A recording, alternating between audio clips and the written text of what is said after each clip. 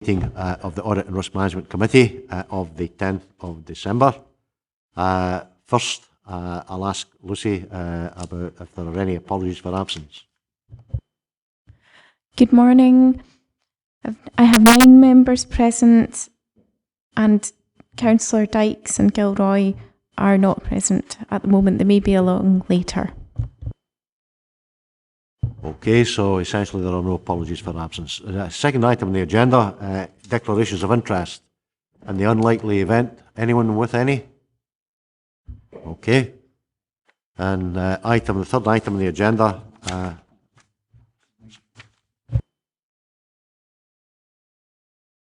sorry, yes, thanks Archie, it's been brought to my, I'm being reminded that this meeting will be recorded and the recording will be subsequently made available to the public for listening purposes. Okay. Housekeeping rules completed, hopefully. Item number 3 on the agenda is the minutes of the meeting of the 22nd of October. The minutes are basically for noting. Correct, Gregor? Happy to move, Joe. I would certainly support that. Okay. Thank you. Next item is item number 4, which is the Health and Safety Progress Report. And it's a report by the Director of Chief Executive Service. The report provides members with a progress update on corporate health and safety activity against the Corporate Health and Safety Action Plan for the 6-month period to the 30th of September. I would propose to ask Sue White, who's with us this morning, to take members through each of the service delivery issues. And while I appreciate that the report has already been the subject of discussion at the Joint Safety Committee, I would suggest that for the future we arrange a members' seminar at which these subjects can be considered in greater detail, and I would trust that you would accept that that would basically be a proposal which could be commended to you.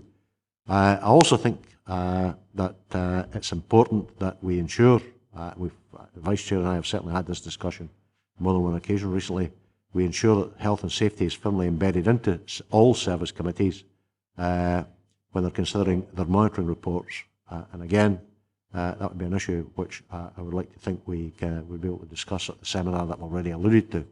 It's an extremely important, I'm sure we'd all agree, colleagues, it's an extremely important issue. And I think it's imperative that we give it the standing and the locus which is necessary. Sue, I would suggest, with your agreement, that you take us through paragraphs 3.1 to 3.8 of the report before us this morning, and then you would answer questions on in terms of paragraph 4 of the report. Would that be acceptable to you? Okay. And then, as I say, we can deal with each issue in turn. So on that basis, can I ask you to take us through, Sue? Thank you. The report takes us to the 6-month end in 30th September 2013. First one, item 1, advice and support to management. This actually does include from top right to bottom. So we have one-to-ones with directors right the way down to going out on site visits as well. It may cover the form of meetings or on a one-to-one basis. We also attend the departmental health and safety working groups and service committees as well, service working groups. The corporate health and safety manual, we work to a programme for reviewing all different topics covered within the council policy, and we also do consultation now prior to doing full reviews. We send it out to stakeholders, and it's also included within the Joint Safety Committee. Progress against the Corporate Audit Plan, as you'll see in the report, Integrated Transport Commission have done their action plan, and audit reports have been issued for strategic health and safety management. That's the DG first, strategic health and safety, and we have now got their action plan now as well for that. Also business support and vehicle maintenance and radio maintenance. The audits are undertaken at the moment. We're well into property and architectural service audits, so that report will be issued shortly. There has been a slippage in the audit programme, basically because of we've had to reprioritise the audit just because of other health and safety issues. And also, as you can imagine, if you go out and audit particularly as we're doing more specific audits now, as you find issues, then you need to give them support to the departments to actually assist them through it. So we are very keen to try and support the departments rather than just be a policeman, if you like, as well. Construction Building Safety Group. We had a meeting just the other week to try and review the construction building safety within the council. So that is an ongoing project that we're quite keen to develop further on. We also did do a course for Planning Environment Services on the client for CDM. And again, it is something we're trying to develop further within the council. Workforce development, you'll see that the courses on the back page, on page number 10 on your report, to list all the items. And you'll see that we did do a health and safety for elected members in the last 6 months, but more than happy to put on another seminar for next year for that. The stress analysis, the results were issued, and you'll see from the report that 64% of the employees had actually completed a stress survey. The HSE do say it's a really desirable return, so we did well on getting that return.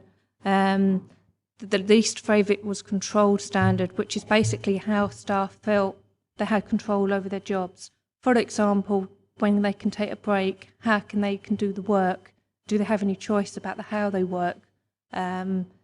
Whereas management support was the more favourable, which was quite reassuring. Particularly on the control standard with teachers and cleaners was a particular aspect. And it's, until we run the focus groups and the focus groups are complete, can we establish further information? Is it the fact that the teachers like talk in a classroom, and so it's more structured that they can't just leave the classroom to not take a break, for example? There are 108 separate staff groups were established and results were issued.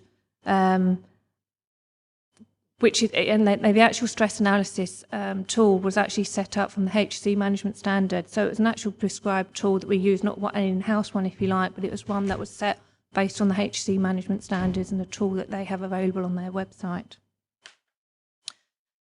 3.7 business plans. You will note through service committees now, through the performance monitoring, that health and safety, they have got a target to implement a departmental health and safety action plan that is based on the corporate health and safety plan. So that should be reported through to you, sales now, through your business, through the business plan performance monitoring at service committee. And we did attend the National the Safety Symposium. It's good to keep up with legislation and to share best practice, and we give that information through to the departments where it's relevant to them. Okay, happy to take any questions. Vice Chair.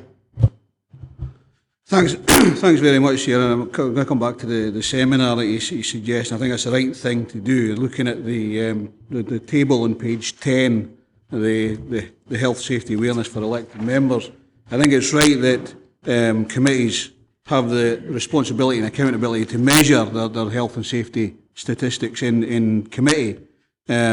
And being health and safety, of course, it's not so much a destination but a journey to improve as we go along. So I'm quite happy to second having a seminar which has a little bit about, if you remember with the IOSH elected members training, a little bit about that. And it's all about responsibility and accountability at the end of the day, because as elected members, if there are projects ongoing that we have agreed in the corporate budget, for instance, and we've got responsibilities as well to ensure that health and safety is included in that overall scrutiny. The other thing is we were also going to talk about a seminar on business risk. I'm just wondering when that was going to happen. Thanks. Chairman, I think the seminar is now scheduled to take place on the 13th of February. I'm looking at Mr. Garrity. Yes. Yes, 13th of February, Chair. Do you wish to respond to any comments the Vice Chair has made, sir? Obviously, agree with Councillor Driveborough regarding the importance for council members to have an appreciation on their responsibilities for health and safety, and very welcome them to attend a seminar. Thank you. We've got several members wishing to come in. Firstly, Councillor Witts, secondly, Councillor Bell, and thirdly, Councillor Prentice. Thank you, Chair.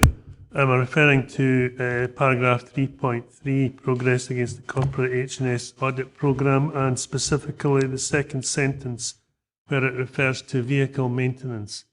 I presume that this incorporates the pool car fleet, and I would like to know a bit more about the frequency of the audit of these vehicles in terms of ensuring that we can avoid breakdowns and things like that. On this particular audit, it was regarding the safe working procedures for the staff that actually work at vehicle maintenance themselves. On this one. Just for clarity, the pool car vehicles will have a service maintenance record, and they will be serviced in accordance with the manufacturer's recommendations. What Sue's looking at is not so much the safety of the vehicles, but the safety of the staff and the safe working practices in maintaining the vehicles, sir. But the vehicles are maintained in accordance with the manufacturer's recommended codes. Councillor Bell. Thanks, Chair. It's just on 3.6, you know, you're talking about stress analysis for 2013. How is stress analysis assessed? Is it done medically, or is it done by psychometric testing? It's quite a difficult thing to judge the stress with in management or employees. And I have employees, and sometimes some of the employees are under a bit of stress with family problems, not just work problems. I just wonder how you go about assessing people and whatnot. Through the stress analysis tool, it was a survey undertaken, so it was really based on people's perceptions, if you like, whether they felt that they were stressed, whether it was work-related or non-work-related stress. There is, within the council, occupational health, so if there's issues that's identified by the employee or by the manager, then they can discuss with their manager, and referral is made to Oc Health to make an actual further individual assessment on stress. As far as identifying more information about the stresses, if you like, the 103 staff group results, for those 108 across the council results that we actually issued based on staff groups of between 10 and 100 people. So we did try and do the analysis that there wasn't too many people in one group to dilute the results, but there was 10, so it wouldn't actually peak the results either, or identify people as well. So through the focus groups, would actually, and what's been happening is they've actually identified, well, if it's a red score and it's a bad score that they got on the results, why is that? To actually generate the discussion to find out if it's individual stresses or if it's something that's work-related, organisational, that we can better support them. Do you want to come back, Graham? Well, it's a different way how the private sector were working at, totally different understanding how as an employee we're dealing with stress, but obviously the public sector works in sort of different ways to the private sector.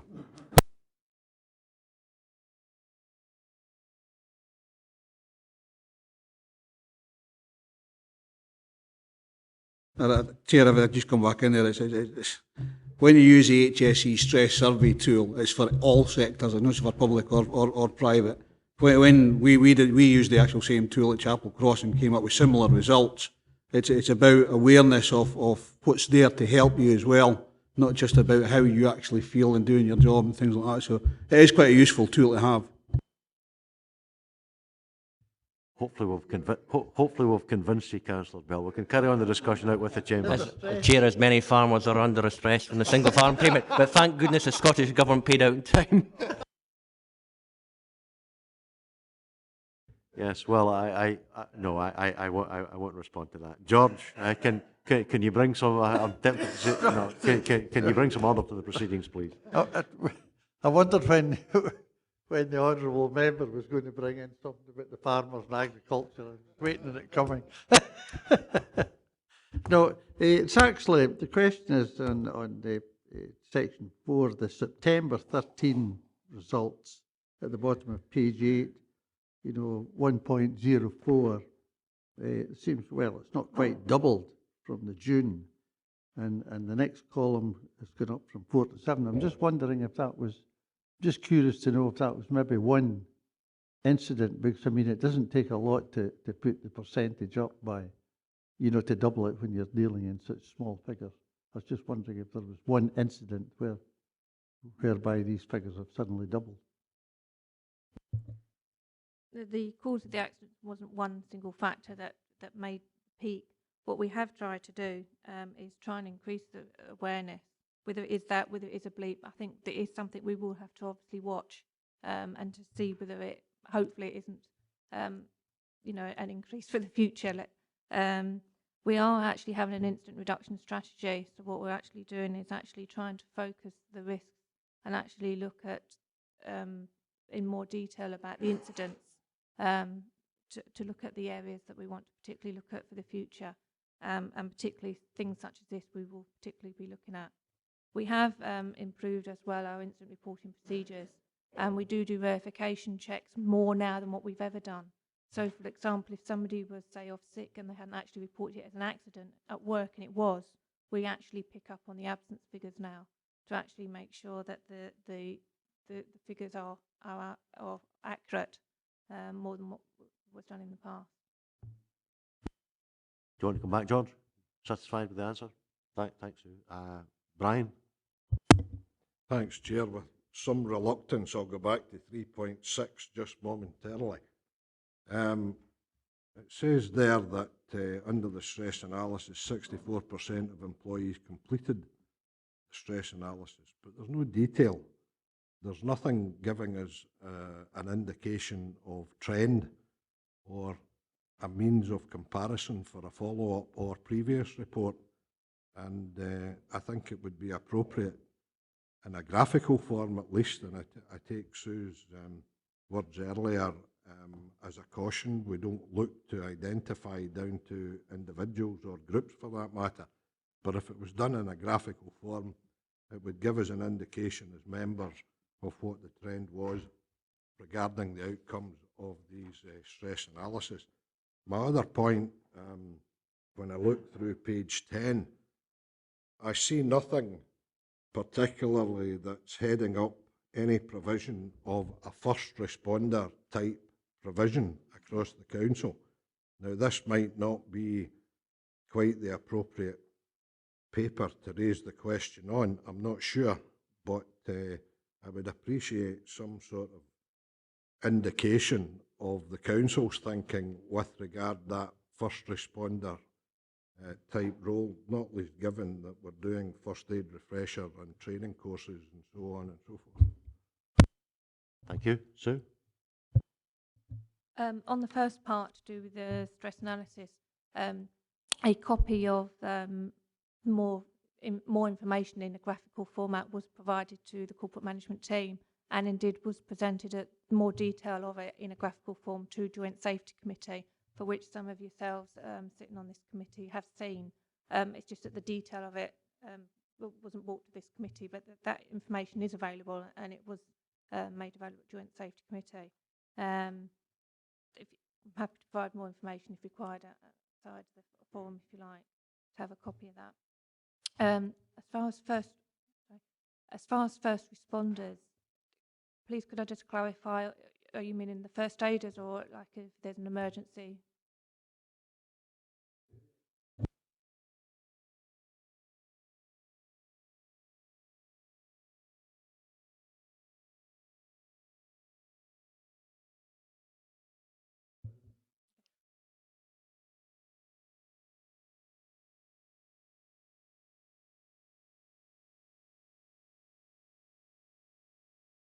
Yeah, the health and safety training you have got on the list, it's just for staff health and safety training. And on the list there is availability of first aid at work and first aid refresher courses contained within the training that is offered by DG First Garrett. That is included within the training. So we actually have resuscitation type mechanisms through our premises with trained staff on hand, and or if not, why not? And is that being considered as something to roll out across the council? Yes, the council do actually have a contract that provide first aid equipment, and they do offer the likes of a defibrillator. At the moment, we're actually had discussions with the procurement on the procurement aspect for that to roll to recommend that basically it's a lead occupier's responsibility to do a first aid risk assessment, as well as a manager as well, depending on the nature of the activity. If by first aid risk assessment they feel there is a need for, say, a defibrillator, then that is something that needs to be considered within that. As a corporate within the council, we haven't made a firm decision on the rollout of that. However, the council's procured contractor does offer that, so there is no reason at the discounted rate, so that they can do a call-off contract and order one if they felt that was appropriate. Mr. Haswell, do you wish to add anything? No, sir, I think what Sue was basically saying, no, we don't at the moment, but we're looking at it and we'll come back to members. Can I, Crave, before I bring Archie in, can I make one point? It's an issue which has certainly surfaced in community terms in rural Dumfries and Galloway, and interestingly enough, it's resurfacing at the moment in the South Machars, and I'm sure that that's not the only area where such circumstances would apply, and I wonder perhaps if it might not be possible to look at whether or not you could bring both the local authorities' interest and the wider community interest together in appropriate circumstances. Now that's, I mean, I'm not suggesting for one moment that we make policy in the hoof today, but merely flag it up to see. It might simply not be might be a non-starter for various reasons, but I think, as I say, I merely flag it up on that basis. It's an issue which not only affects the council, and particularly, as Brian has said, in remote work locations or remote-ish work locations, but also affects communities who have to live there 24/7. So I merely offer it as an observation. It may very well be that it's not practical, but I would ask that. Thank you, Archie. Thanks, Chair. I mean, I think from a corporate responsibility area, the council themselves wouldn't look at first responders. However, if there were volunteers within the workforce, then when you look at things like first aid needs analysis, all of that type of thing under the first aid regs, and all that sort of thing, then there's a potential there. I mean, I think when you do your first aid needs analysis, when you look at age and places, how many people are there, how many levels of work over, that type of thing, your first aid needs analysis needs to look at things like defibrillators, oxygen, that type of thing. And there are quite short courses that can be done. I think from a first responder side of things, we've got the same in SDL Muir, where we just started that, and they actually applied to the area committee for a grant for a defib. They've started that side of things with volunteers. Now, if we do have first aiders and those that are trained in defib in the council, maybe perhaps a communication of some sort to say, are you interested in becoming a first responder in whatever area across Dumfries and Galloway? Because what I find is a lot of council employees do a lot of voluntary work as well as their own work, and I think that's only good for the council. Can I just come back to something else that regards the information on the RIDOR side of things? We have to remember, of course, that last year the Tory government reduced the reporting, or increased the reporting date to 7 days rather than 3 days for an HSE reportable incident. So that could have an effect on it as well. Point noted. Do you wish to make any comment on the non-political aspects of the Vice Chair's submission, Sue? Okay, Jock. Thanks, Chair. It's just under Construction and Building Safety Group, I was wanting clarity on the interaction of the client and designer role within our council. Is there an issue there where there's two departments not talking to one another when they're working together type of thing, or what's the issue there, please?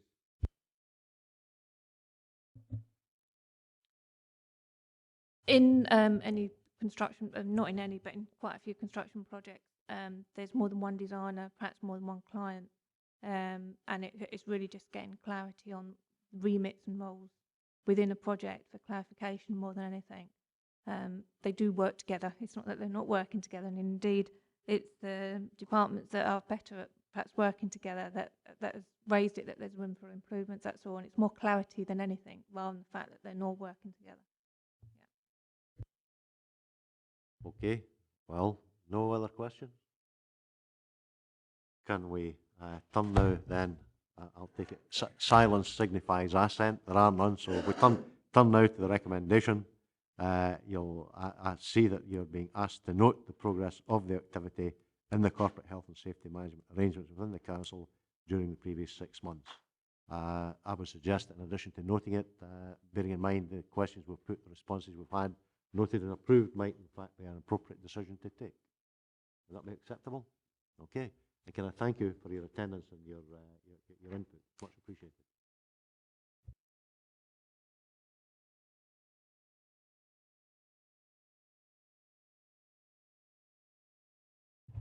Right, the next item, colleagues, item number 5. That's the annual performance report on comments, compliments and complaints for 2012-13. It's a report again by the Director of Chief Executive Services. A detailed report presenting the Council's annual performance report for the period from the 1st of April to 2012, 31st March 2013. The report outlines and highlights key information relating to the volume of customer feedback received, to performance against standards and the handling of complaints in particular, and examples of lessons learned from complaints. As members previously requested, it also gives some examples of individual complaints. The Council adopted the SPSO model complaint handling procedure from 1st of April this year, as a consequence of which this will be the last report in this particular format, which will be submitted to members.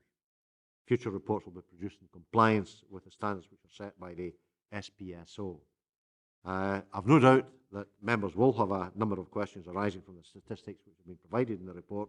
And again, I will open the debate on the understanding that Emma Snodgrass, who's with us here this morning with Alex Little, will answer the question.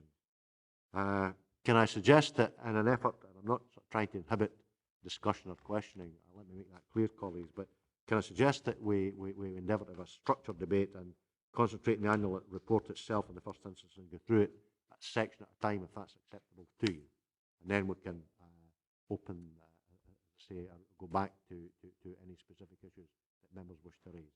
So if that's acceptable, can I ask, do you wish to add anything to the report, Emma, or are you happy enough just to take the questions? It's a matter for yourself. No, I'm happy just to accept questions from members. Thank you. Okay, that's helpful. Well, colleagues, take the questions in sequence if we can. Any? Vice Chair. No, thanks, Chair. I'm just looking at the actual introduction of the paper itself, and I also noticed as I go through that there's been actual reduction in complaints in the last few months compared to what it was previously. Is there any reason for that, or is there are we finding a better way of actually putting complaints into different categories? Thank you. There's actually been an increase in the amount of feedback that we've received and in complaints, but there has been a reduction in the concerns that we received, and it's exactly for the reasons that you're saying, is that because of training and awareness raising, staff are now better placed to be able to record things appropriately and to know when something is appropriate for the complaints procedure and when it's something that can be dealt with as business as usual. Graham and George. Thanks, Chair. Just looking across the region, you're looking at complaints by nature, you know, Annandale, Eskdale, and you've got Nestdale. There seem to be a lot of complainers in Nestdale, but just it seems to be a high proportion. Have you any indication what's the major types of complaints are in Nestdale? Would we do with roads, or would we do with bad weather? We faced some experience with some bad weather a few years ago. Is that the sort of type of complaint you're getting generally? Or just a lot of You don't have to comment on the last suggestion. No, we'll silence that, please. Thank you. How we record complaints are against what we call the 5 key drivers of customer satisfaction. So there was some research done a number of years ago by the Maury Institute, and they looked at what was important to customers, and they came out with the 5 headings: delivery, timeliness, staff attitude, information, and another one, accuracy. And what they've found is that generally the majority of complaints are about delivery. So that means how we've delivered our service. We've maybe not met the expectations of our customers, or they've not received the outcome they would expect. In terms of bad weather, we definitely see a spike in complaints when there's bad weather. We also receive a lot of complaints about potholes and road conditions, and I would say that's across the board, across all localities, not just Nithsdale or any other in particular. We don't necessarily consider those under the council's complaints procedure because some of them, as I alluded to earlier, are business as usual. So if someone says, I'm not happy because there's lots of potholes in my street, we would direct them to our colleagues in DG first in the first instance. If, however, they said we've been reporting this for months and nobody's doing anything about it, that might be a matter of complaint procedure. I would expect Nithsdale to have more complaints and more feedback than the other areas because it has got a larger population. Yeah, thank you. Satisfied with the response, Councillor Bell? Yes, okay. George?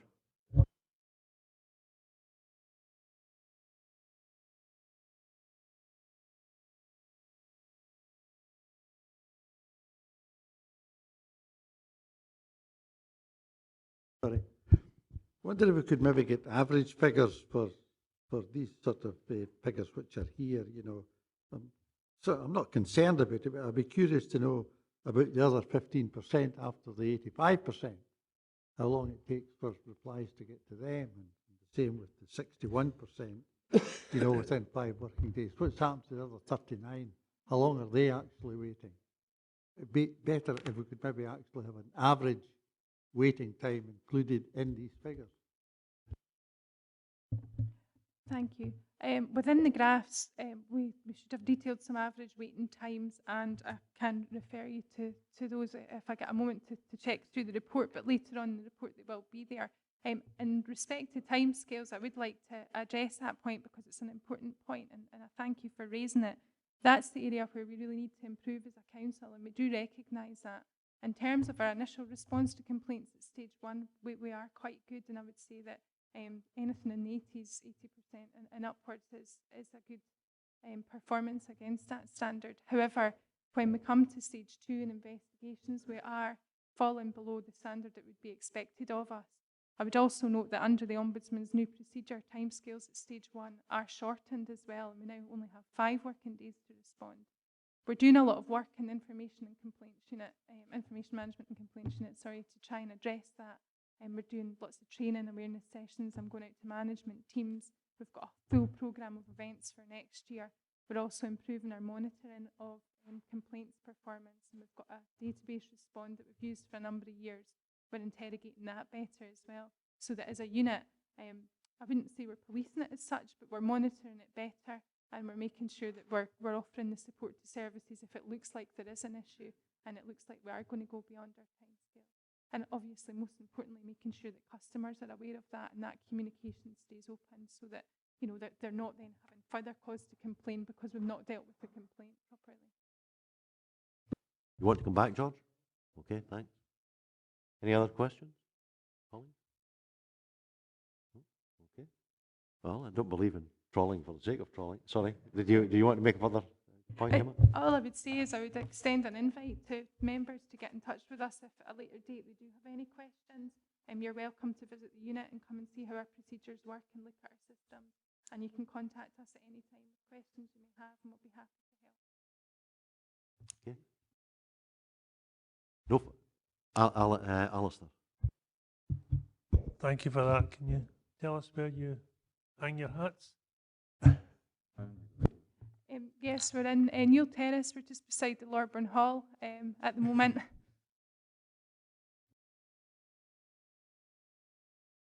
Councillor West has asked a question. Currently Neil Terrace, but shortly to be moving on.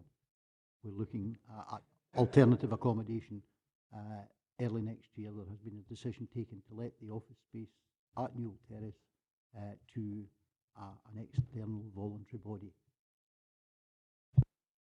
I hope, Emma, that was not the reason we got the invite, on the basis that you're moving on. You sort of turn up and nobody there. I'm sure it wasn't. Right. No other questions. Okay. Can we go then to the recommendation? You're being asked to approve, colleagues, the publication of the Council's annual performance report on comments, compliments and complaints for 2012-13 as detailed in the appendix to the report. Approved? Agreed. Thank you.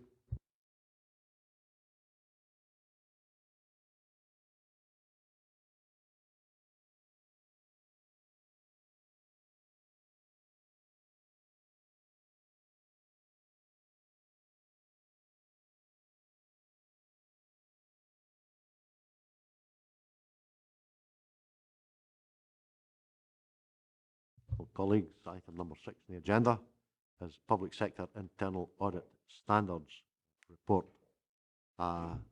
Basis of the report is to inform members about the new PSIAS standards which came into use from 1st of April this year. Standards apply to most public sector bodies in the United Kingdom, including all local authorities in Scotland. Council's internal audit team has previously operated to the Code of Practice for Internal Audit and Local Government in the United Kingdom, which is published by SIPFA.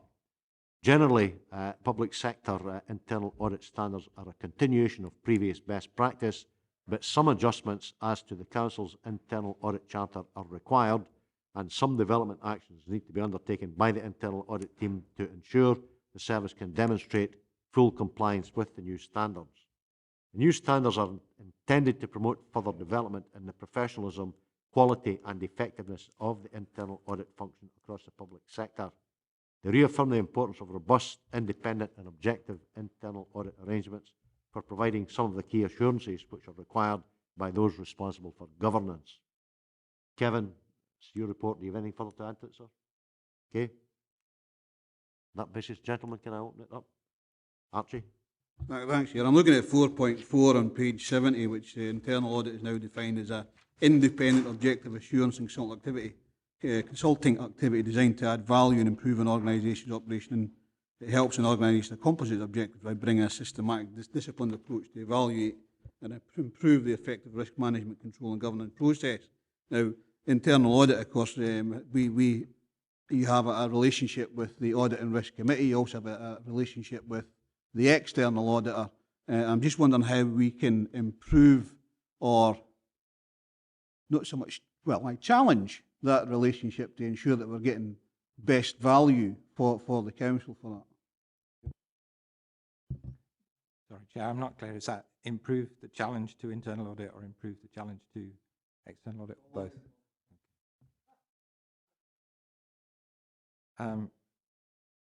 It is important the committee functions well and appropriately. It's guided in that by something called audit committee principles, which are currently being polished. I think there'll be a new, I think, slightly revised version that'll come back to the committee.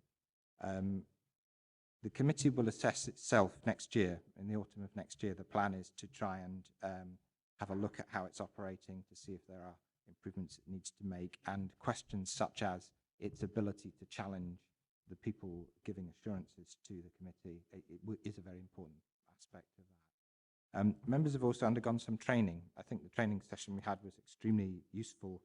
Unfortunately, not all members, the current members of the committee, were able to attend, but I do think that was a very successful session. And again, it's very much for the committee to decide what its training needs are and what its outlook is and so on.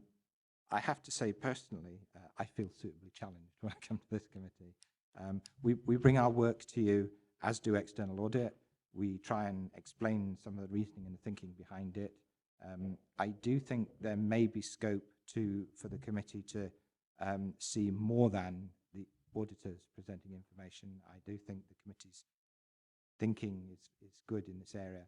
It's beginning to sort of wonder whether or not it should be bringing services to committees. Some audit committees actually, and I'm not seeking to recommend this, but some audit committees, as an example, go into closed session with their internal auditor alone, and also boot the internal auditor out and meet with other people so the internal auditors are not present. And so, for instance, you could, if you wanted to, have private sessions with external audit and receive fairly candid views, if they wish to offer them, about how internal audit is working. So I think across the piece, it is my job to help you to challenge us. And part of your thinking should be self-reflection as well. You need to be satisfied that it doesn't just become rather bland, cosy assurances from me. that they are backed up by information, by the results of our work, that they're consistent with the messages we're giving you and these sorts of things. So it basically amounts to keeping a fairly keen and perceptive outlook and reading messages when they come to you, both from external audit and internal audit. And as I said, there are other things you can consider as well. Thought-provoking response, Kevin. I've no doubt after you'll want to come back. Just, I'm looking at 4.7 in that case about the involvement of the committee, and in the second bullet point, he's approving the risk-based annual internal audit plan. Now, we have done that in the past and will continue to do so. I'm just wondering if there's an opportunity that we should have input into that business plan on a more sort of directorship basis. So therefore, if we have a, audit and risk isn't just about the audit and risk committee, it's also looking at scrutiny from other committees and making sure that the targets are being met. And I'm just wondering if we as elected members should have an input to that particular part of the audit plan. The answer to that is yes. And I've always argued previously when this topic has come up that you shouldn't be looking to have a direct influence. You shouldn't be looking to pick jobs for us to do. The plan is influenced to a large extent by the discussions that occur at this committee, because if you're expressing worries about particular things or questions about particular things, it increases their risk. From my perception, I'm looking at this and sort of going, well, where do the risks sit? What are people anxious about? What are they worried about? A lot of things that can be discussed at this committee can be dealt with in other ways other than internal audit work. And we always need to be mindful of our relationship with other committees and our rights and responsibilities on that. But fundamentally, the internal audit plan, you should have confidence in it, that it does meet the risk challenge that's facing the council. It is going to generate the assurances and the information that you wish to receive to build up your own assurances. And so you should be confident in the plan. Historically, I've written the plan, presented it to the committee and discussed it and taken questions on it. For the next plan, for the 2014-15 plan, I'm looking to do it slightly differently. One of the things I'm thinking about, which I think we're likely to develop a bit further, I'm hoping to bring it to the committee at the next meeting in February. And one of the things I'd be doing, one of the ways of giving you access to ideas in the plan, would be perhaps to come up with a list of options in terms of saying, well, rather than you having to invent jobs, here's a series of jobs, we've got a certain amount of time available to do them, and you attach some kind of priority to those. And that's, I think, possibly at this stage, the best way to progress on that. Thank you. You want to come back, Archie? Yeah. Just the final point for me, then, Kevin, is just look at 4.12. As part of the local government application notes, it was developed a comprehensive checklist, and we've been given the assessment that we generally conform to that particular thing. And looking across the page, we need to document the required working practices of the team and supplementary notes to SIPA, which is fine, and document our quality assurance system reporting on its outcomes annually to the Audit and Risk Committee. In due course, establishing external assessment arrangements. When is this going to be completed, and what input will we have for them? To sort of reel it back, compliance with PSIS now will come into the annual controls assurance statement, which the committee will receive in June.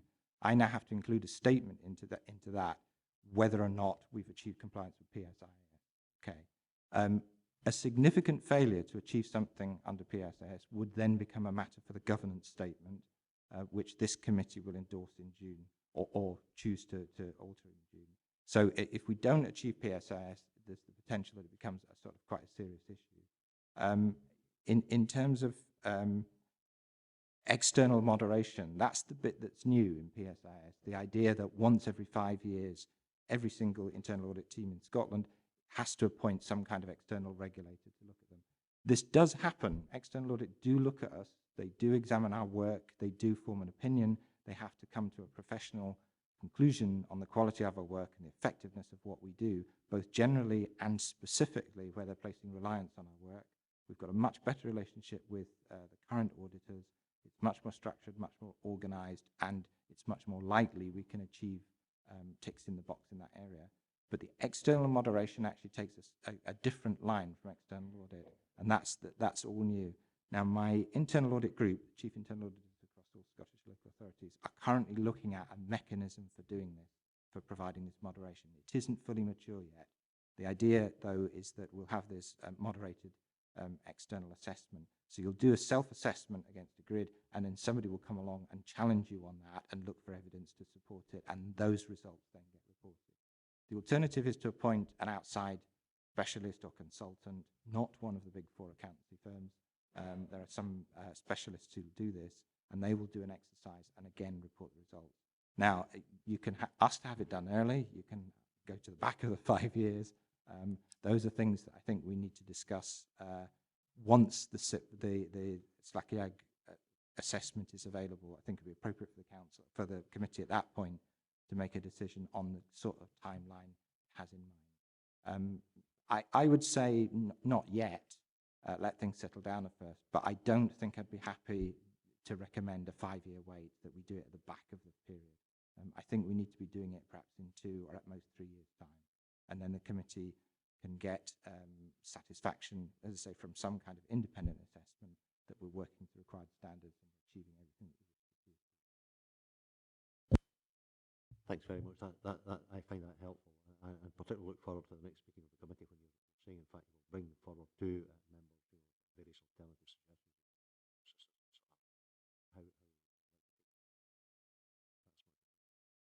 Any other questions or comments, colleagues? No? Okay. Well, on that basis then, can we turn to the recommendations?